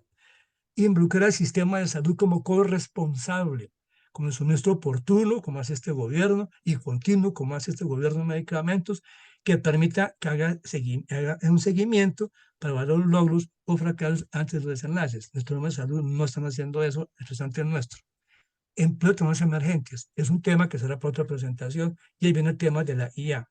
Ahí viene su pregunta, que la dejo para el final, pero ya para terminar, ya le el capo al auditorio, que esas 3 frases resumen muy bien lo que es el acto médico. Un buen médico trata la enfermedad. Un gran médico trata al enfermo que tiene la enfermedad. La bondad de un médico no solo alivia el cuerpo, sino también el alma. Y un médico dedicado no solo escucha el latido del corazón, sino también el anhelo del alma. Entonces, siempre que pensemos en el futuro, habrá algo que hacer, y hay que hacerlo pronto, antes de que sea tarde, antes de que el enfermo ya esté, haya tenido un infarto, que ya esté demasiado complicado, o sea, un viejo frágil y no un viejo ágil. Una buena idea, ya lo dijimos, empezar desde la infancia, la educación. Y termino con esta frase de Hannah Arendt, quien dijo, los hombres, aunque han de morir, no nacieron solo para eso, sino para innovar. Tenemos que innovar la manera de ver las cosas. Des en cuenta, 50 años y toda una vida de hipertensión, primer factor de riesgo, que ya hablamos suficientemente de eso. Tenemos que innovar, es algo diferente, y que es educar a la comunidad, sembrar este concepto de adherencia en esa terapéutica y volverlo, ojalá, global. En eso estamos trabajando, un grupo ya de médicos iberoamericanos. Esperemos que algo logremos con esto. Y para la atención de ustedes, muchas gracias, pero ahora sí la pregunta dura, la pregunta difícil Yo tengo una de pregunta antes, Enrique. doctor Melgarejo. Sí, No habíamos hablado de eso, que era la diferencia de género, de sexo. Yo no sabía que las mujeres eran menos adherentes que los hombres, porque sí, realmente la salud de la familia la maneja más la madre que el padre. Se preocupa más por la salud la mamá que el papá. Yo pensé claro, que las es más mujeres eran más cuidadora. adherentes a los tratamientos. No, no, es menos adherente. Ella es cuidadora, cuida, pero no se cuida. ¿Y es menos adherente a los tratamientos médicos? Claro, menos adherente, menos Incre- adherente. Increíble eso. Yo Ella, pensaba que y la mujer tiene un dolor en el pecho, un infarto, hasta que una plancha la camisa del marido, le queda una pancita y la cuelga, no va a urgencia. Bueno, bueno, vamos a la pregunta del millón, doctor. Sí, Doctor, mire, yo creo que los dos la tenemos inteligencia algo que artificial. hablar. Vamos a dejar, sí, vamos a hablar 5 minutos para que el resto pregunte al auditorio.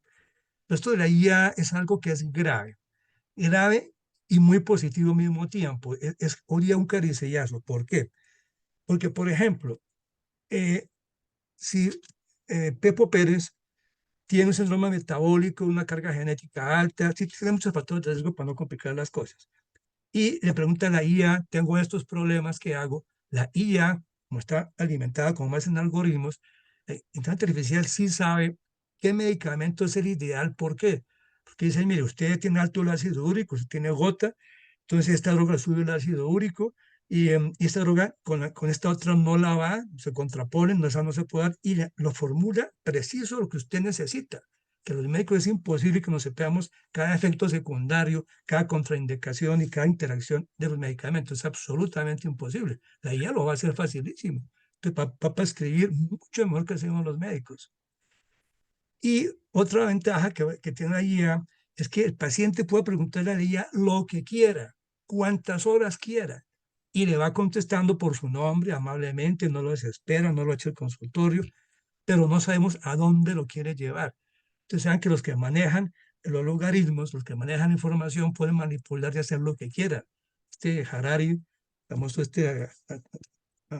filósofo actual, habla mucho de eso, que probablemente todo lo que IA sabe de nosotros lo va a utilizar malévolamente. Pero hay otro punto interesante, querido tocayo, y es que los médicos puedan que la IA nos reemplace, pero lo que es el cirujano robótico, ese sí puede que dure, hablando de salud. Eh, pero urólogos, ya la cirugía la puede hacer un robot, bueno, en fin. Pero el único profesional de la salud, el único profesional de la salud que nunca puede ser cambiado por la IA, ¿sabe quién es? La enfermera. Porque ella sí está al lado del paciente, toca al paciente, le toma la atención, lo consuela, le da la medicación. Eso es irreemplazable. Mientras que la IA no tenga sentimientos, no tenga afecto, no tenga amor, no sea humanística, eh, están salvadas enfermedades y profesiones afines que tienen contacto con el ser humano. Entonces estamos desplazados, los médicos y muchos otros oficios, a que la IA nos saque, lo haga más efectivamente y lo haga casi que gratis, pero lo que sea contacto humano, eso sí prevalecerá. En mi punto de vista, ahora quiero oír el suyo. Bueno, y es importante, yo tengo una pregunta para usted, doctor. ¿Es importante que los pacientes consulten a la inteligencia artificial, por ejemplo, respecto a una patología, una etiología de la patología o a un tratamiento? ¿Eso es bueno o no? La respuesta sería no. La respuesta más fácil y más lógica. ¿Por qué? Porque la inteligencia artificial le va a decir muchas cosas que pueden ser ciertas, pero no sabemos a dónde lo va a llevar, no sabemos a dónde va a ser el sesgo. Y lo que es más grave, se pierde el oficio, el respeto y la misión del médico. Ya una máquina nos está reemplazando. Bueno, pero pasa con muchas cosas también, con muchos medios diagnósticos, etcétera, con la cirugía robótica que usted nos comunicaba, etcétera. Pero también pasa con eso. Y que se perdió el contacto con el médico-paciente, digamos así, que es la parte más importante. Realmente un buen médico es el que maneja bien la relación médico-paciente, que por supuesto tiene que conocer técnicamente las cosas, pero el que maneja mejor la relación médico-paciente es el médico. De que eso no es tan bueno tampoco con inteligencia artificial en medicina, Sí, no, porque eso es un boom increíblemente grande. sobre ¿Eh? todo que no sabemos hacia dónde va a llegar, no es la parte crítica, que no sabemos a dónde va a llegar la IA, si realmente va a ser asertiva totalmente o Sí, a confundir al paciente o hacerle cosas que no son reales. hay que tener cierta precaución, sí. Ok, pues muchas gracias, doctor Melgarejo. Doctor Ramírez, queremos saber si en el auditorio online hay gente que tenga preguntas para el doctor Enrique Melgarejo. A ver, miro. eh, Yo veo que está el doctor Orlando Martínez, pero no sé si tendrá alguna pregunta, que lo veo ahí en el chat.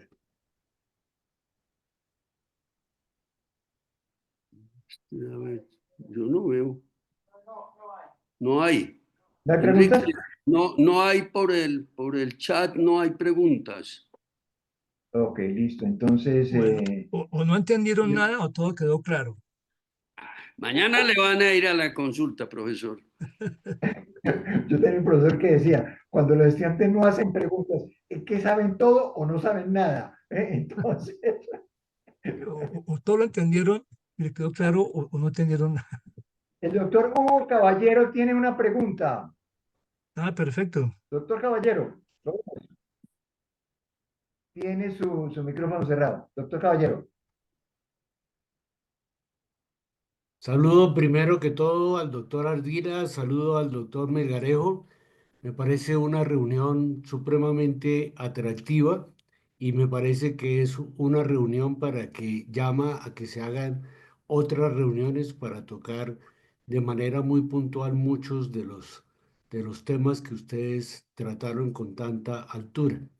Yo pienso que hay un aspecto que eh, tanto el doctor Melgarejo como el doctor, los dos Enríquez tratan, y es en hacer la diferencia entre lo que es, en hacer la diferencia entre lo que es enfermedad y salud. Eso me parece muy importante. Yo creo que los médicos podemos contribuir mucho a evitar la enfermedad, pero no tenemos tanto papel en evitar los problemas relacionados con la salud y me explico. La enfermedad, pues es lo que todos sabemos que es la enfermedad, pero la salud es el tener agua, el tener alcantarillado, el tener energía, el tener comunicación.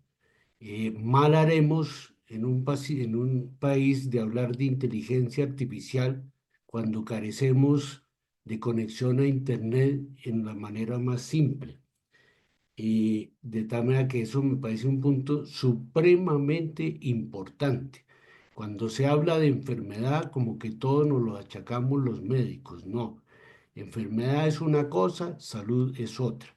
Y yo pienso que uno de los mensajes que quizás puede surgir de esta charla es que deberíamos llegar a un punto donde la cantidad de medicamentos, la cantidad de tecnología, la podamos disminuir si antes de que llegue la enfermedad hacemos una buena prevención. Y la prevención tampoco depende solo de los médicos, tampoco depende del cuarto de hora de la consulta. La prevención se puede y se debe hacer desde el hogar, en las escuelas, en las universidades. Debe ser parte de todo el profesional que participe.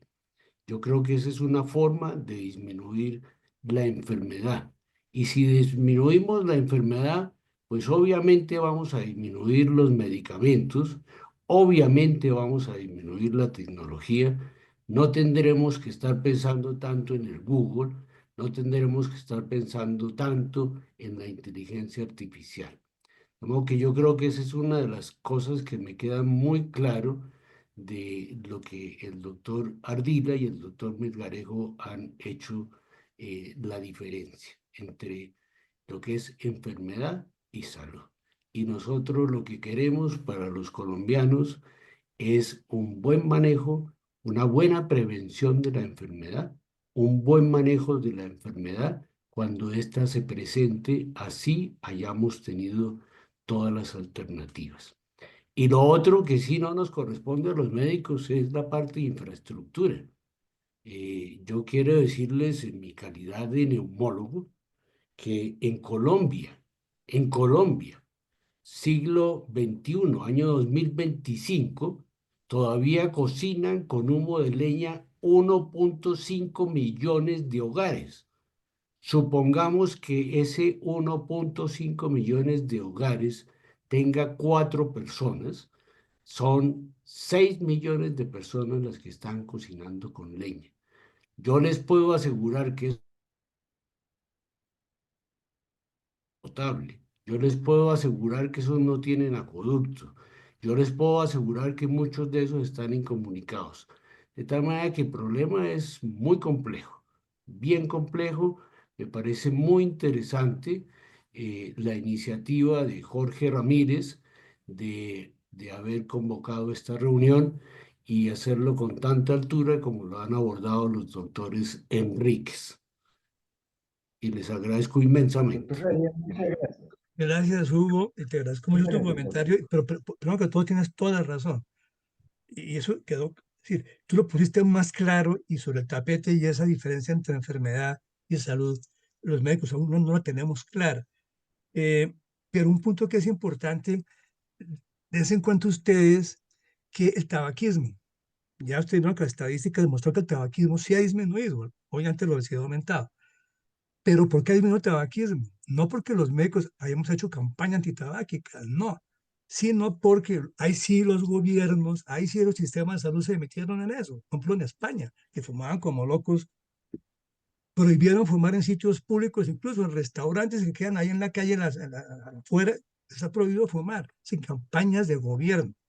Ahí sí se puede lograr metas, pero el gobierno también podría hacer mucho por educar a la gente en estilo de vida saludable, que será entonces en el periódico hubiera un programa televisivo, ¿no? De sandeces, sino educando a la gente cómo es un desayuno saludable, por ejemplo, cómo es el ejercicio, cuánto se debe caminar, si hace ejercicio, sufre de rodillas, entonces qué ejercicio podría hacer, nadar, por ejemplo, en fin, que fuera educar a la gente, eso sí sería un buen gobierno, un buen sistema que hiciera educación para evitar costos en salud y esos costos de salud ahorrarlo en invertir en la gente que no tiene acueducto alcantarillado, como muy bien dice Hugo. Muy bien, doctor. ¿Qué más sería, doctores? Enrique, yo quiero hacer un comentario. Sí, señor. Sí, Bueno, primero, pues, nuevamente agradecerles y felicitarlos por este excelente conversatorio con este tema que pues, es el día a día de nosotros los médicos y los pacientes. Y me voy a referir a algo de adherencia en lo que yo hago, que es las enfermedades o patologías de columna, que es la causa más frecuente de enfermedad y de consulta en el sistema musculoesquelético. Y así como lo explicó Enrique Melgarejo, los comentarios de Enrique Ardila sobre toda la parte de corazón, todo lo que de la parte endocrinológica, lo que habló Hugo Caballero sobre la parte del pulmón, pues en la patología de columna, el 70% de las enfermedades corresponde a lo que llamamos patología o enfermedades degenerativas. Y eso no es más que el desgaste, la lesión del disco y de algo que está ahí cerquitica, que se llaman las superficies articulares o las facetas articulares. Y ese es el 70% de la consulta de la columna.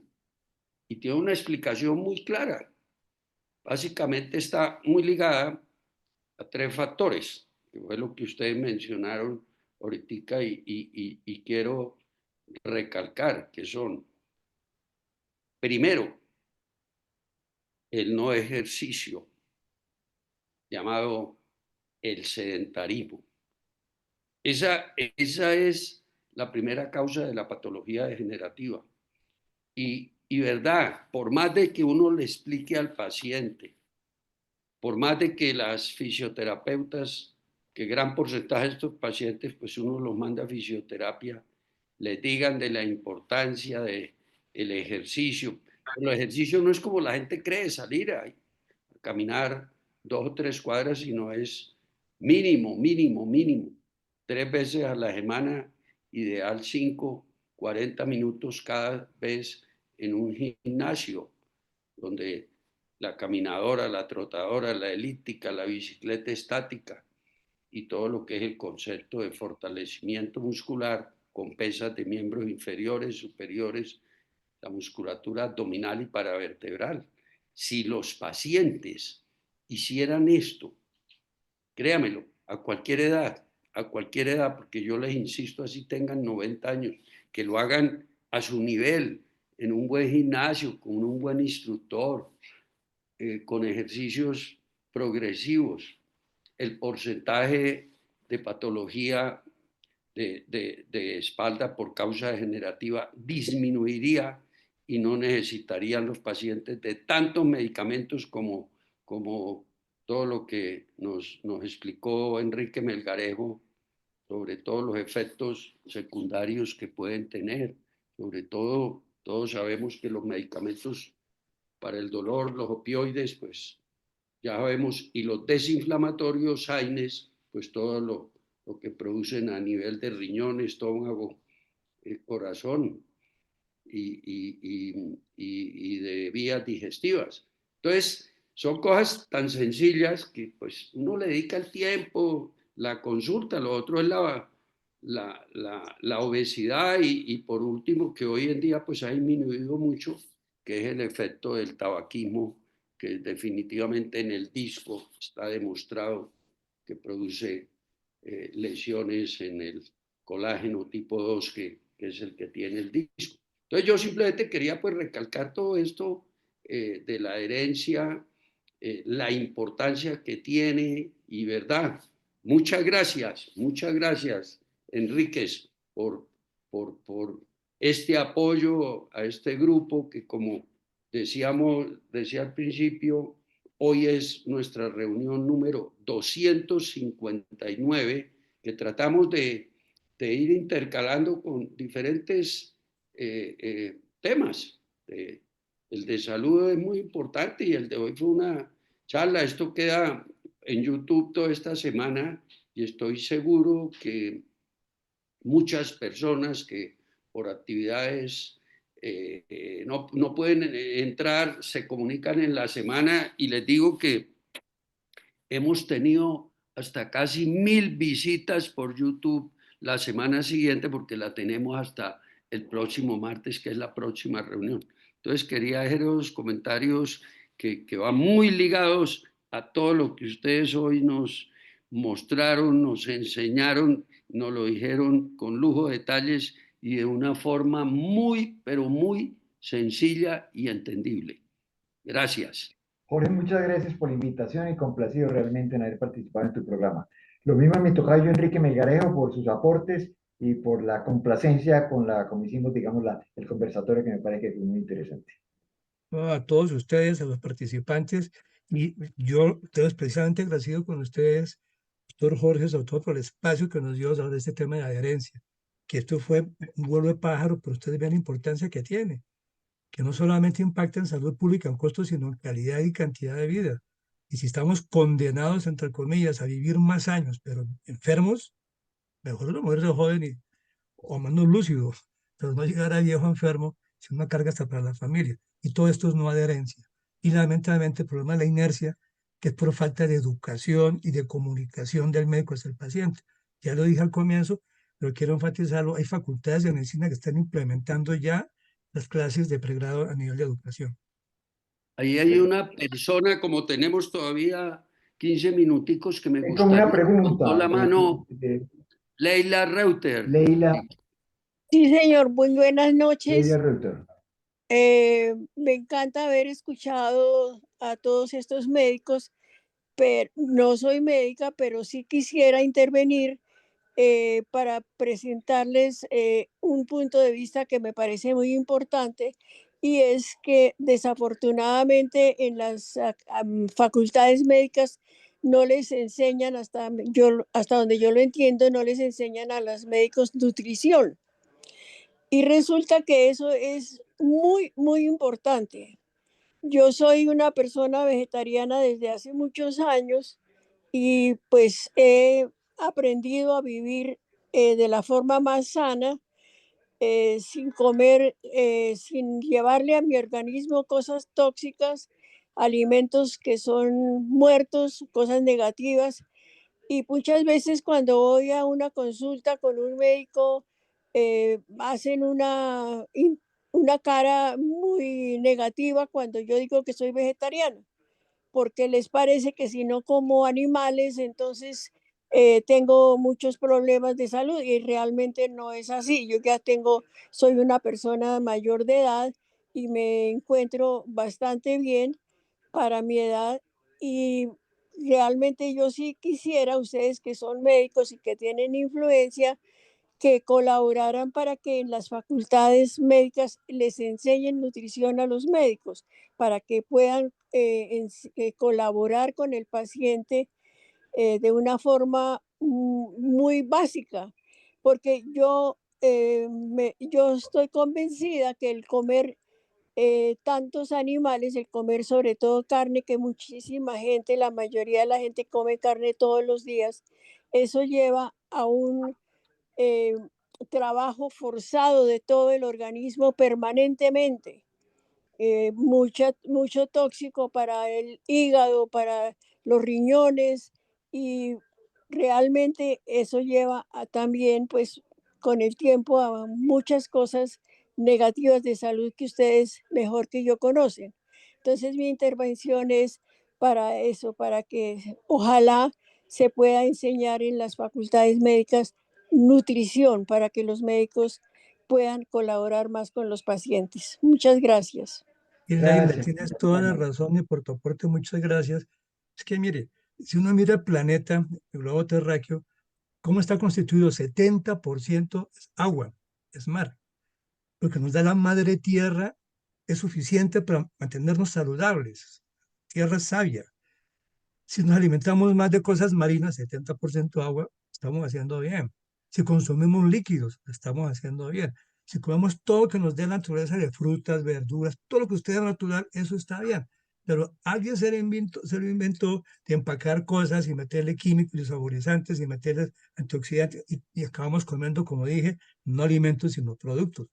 Pero tiene toda razón. Ese vacío que hay de no educar al médico en nutrición es grande y es casi a nivel global, igual que la parte de ejercicio. Pero estoy de acuerdo con usted, ser de veterinario, está hablando usted con la naturaleza. Usted cumple 70% agua y 30%, todo lo que da la madre tierra es saludable. La felicito, siga así. Sí, efectivamente, casi todo lo que la madre tierra da es muy saludable.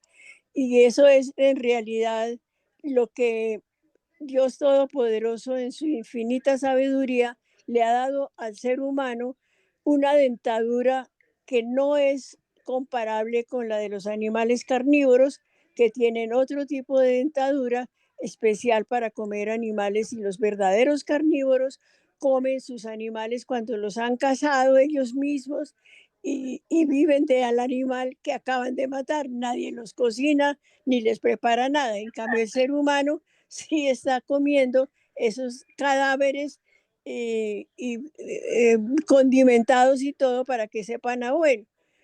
La otra Y, cosa que es muy interesante ver es cómo los estudios científicos han llevado eh, pues a la conclusión de que hay varias partes del planeta donde existen ciertos grupos étnicos que viven mucho tiempo y son muy saludables, como los UNSAS en Asia, y también aquí en América Latina creo que hay otros grupos también que viven muy saludables y no comen tantos animales, sino que viven de productos de la tierra. El ejercicio obviamente es supremamente importante. Hoy en día, como estamos tan motorizados y vivimos lejos del trabajo y de todas las cosas, entonces tenemos que andar siempre en carro, en bus o en tren o en lo que sea, y ya no caminamos ni hacemos tanto ejercicio, y el ejercicio sí es supremamente importante para mantener la musculatura y para mantener el organismo saludable y en el mejor estado posible. sí, dos cosas. Entonces, Date sí, cuenta que nuestro cuerpo, la mitad del cuerpo, más de la mitad del cuerpo son piernas y brazos. ¿Para qué? Para movernos y buscar la comida. Pero acabamos fue sentados frente a un computador en sí, sillas cómodas. peor, Y sí, lo que tú decías de que no tenemos dentadura para comer animales recién muertos, pues se inventaron una olla express, una olla a presión, para que fuera blandita y la pudiéramos comer. sí. Más práctico, más práctico. Gente Creo creativa, de teoría. que el doctor Hugo Caballero estaba pidiendo la palabra. Doctor Hugo. Caballero, ¿quería hacer otra pregunta, doctor Caballero? Más que una pregunta, un comentario. Tuve oportunidad de escuchar al doctor Anaya, compañero de ustedes tres en la academia, hablando de un tema que me pareció muy interesante y que tiene mucha relación con lo que ustedes han hablado de prevención. El tema de él era de la salud y las enfermedades que nos enseñan los centenarios. Y me quedé aterrado de saber el número de centenarios que tenemos al año 24 en Colombia, que superan y llegan casi a los 20.000. Y me quedé aterrado con una serie de cosas que menciona el doctor Anaya, como por ejemplo que estos centenarios viven en zonas muy marginadas de las capitales, que estos centenarios son analfabetos en su mayor parte, que estos centenarios tienen el apoyo a duras penas del CISBEN. Entonces, todo lo que a veces uno cree que es de mejor educación, de mejor atención, etcétera, etcétera, pues parece que esto de los centenarios nos lleva a mirar un poquitico hacia atrás. Nos mostró o nos muestra en esa conferencia el doctor Anaya que estos pacientes o estas personas centenarias tienen menos diabetes, tienen menos cánceres, tienen menos hipertensión pulmonar, tienen menos enfermedades cardiovasculares, casi no tienen EPOC, a pesar de que hayan fumado. Y todos ellos dicen gozar de una buena calidad de vida. Entonces, el propósito que tiene el doctor Anaya con ese estudio es mirar qué de los centenarios podemos nosotros copiar de sus costumbres, de sus hábitos, como lo decía Leila, para llevarlos a buen término. Una de las cosas que más aumentó la morbilidad en ese grupo es la anodoncia, y eso llevando a desnutrición, llevando a pérdidas de la capacidad de motilidad y a disminución de, pues a sarcopenia, tema que es experticia de Jorge. De tal manera que no, los invito a mirar esa conferencia que me pareció muy buena. La introducción la hace el doctor Clemente Forero, también uno de los sabios en Colombia junto con el doctor Anaya, y se le puede sacar mucho jugo retrospectivamente para ver, para analizar por qué ellos han llegado a esa edad. Ese era mi comentario. Y nuevamente mis agradecimientos por la posibilidad de participar. Gracias, Gracias. Hugo. Sí, un comentario, lo que tú hablas es cierto, además hay pueblos, no me acuerdo el nombre en Italia, hay dos, no me acuerdo el nombre, y otro en Japón, que la gente vive cantidades. Y lo que tú dices es muy cierto y contradice lo que dice todo el mundo, que a mayor nivel cultural es más fácil a la gente educar. Pero la explicación a que eso no se cumple es que esto ha sido un proceso genético y epigenético. No quiere decir que un occidental que empiece a comer como comen ellos, automáticamente ya logre ese cambio. Ellas vienen genéticamente programados para eso y la epigenética también lo está ayudando. Entonces, sí, lamentablemente no tenemos hoy día la fórmula mágica. Lo único que ha demostrado con evidencia que sí tiene beneficio es la famosa dieta mediterránea, la dieta DASH. Y eso es evidente, la gente del sur de Francia se infarta mucho menos que la que vive al norte de Francia, que la gente mediterránea come totalmente diferente del norte de Francia. Y hay que dar resveratrol, el antioxidante más potente hasta la fecha conocido, que lo produce la uva, el viejo de la uva de tinto. Pues hombre, mejor tomar tinto y disfrutar la vida, no amargarse la vida privándose de tantas cosas, exagerando. Hay otra cosa que Pero, he mostrado, es las dietas hipocalóricas. claro. La dieta hipocalórica sí está demostrado que aumenta la expectativa de vida, definitivamente. Sin desnutrirse, por supuesto. Sí, Es que el azúcar es oxidante, es terrible. no, sí. Pero Pero sí, sí, realmente con ese grupo que, por viendo ejemplo, ya al se final, lo más difícil de modificar es el cambio de estilo de vida, es lo más es muy difícil. complicado. Es Esta población que ha llegado a ser más de 100 años, que han tenido un estilo de vida ancestral, ya así, ya sus genes se han modificado, la epigenética. Pero mire, y esto no lo digo yo, en muchos congresos de cardiología se ha debatido eso, que nadie ha demostrado que correr 1 kilómetro diario, 2 kilómetros diarios, la gente dure más. No lo ha demostrado, por el contrario. Se mueren más o acaban con las piernas tronchadas, o acaban con problemas de columna, de tobillos. Pregúntele a Churchill, pregúntele a Churchill. El caso de Churchill es el típico antítesis de factores de riesgo: obeso, hipertenso, fumador, sedentario, alcohólico. Entonces, y voy a repetir lo que dijimos antes de que usted se conectara, que a Churchill le preguntaron, oiga, ministro, ¿usted qué deporte hace? Dijo, no, yo no hago ningún deporte, pero sí hago un ejercicio. ¿Cuál? ayudar a cargar el ataúd de mis amigos que se mueren haciendo deporte. Y murieron a 22 años. Pero es una parte genética importantísima, sí, es verdad. Hay que cargar ataúdes, entonces. Un epidemiólogo diría eso, hay que cargar ataúdes para llegar a... Es verdad, para poder vivir más. Bueno, mil gracias. Jorge, Bueno, muy antes de terminar este excelente conversatorio, como es nuestra rutina, vamos a invitarlos al próximo, que será nuestra reunión número 260, el martes 27 de mayo, en 8 días a las 6 de la tarde. Y bueno, estos días o este año, pues hemos tenido muchas reuniones con estos temas, porque pues todos conocemos la situación del país, y nos va a hablar el doctor Fernando Carrillo Flores, pues, que conocido por todos, la moderación, el doctor Fernando Salgado, que es médico, y el tema es el incierto futuro de la democracia. Entonces, no nos olvidemos que Fernando Carrillo fue el gestor de la séptima papeleta en la época de presidente Gaviria. Entonces, todos invitados a esta nuestra reunión, la número 260.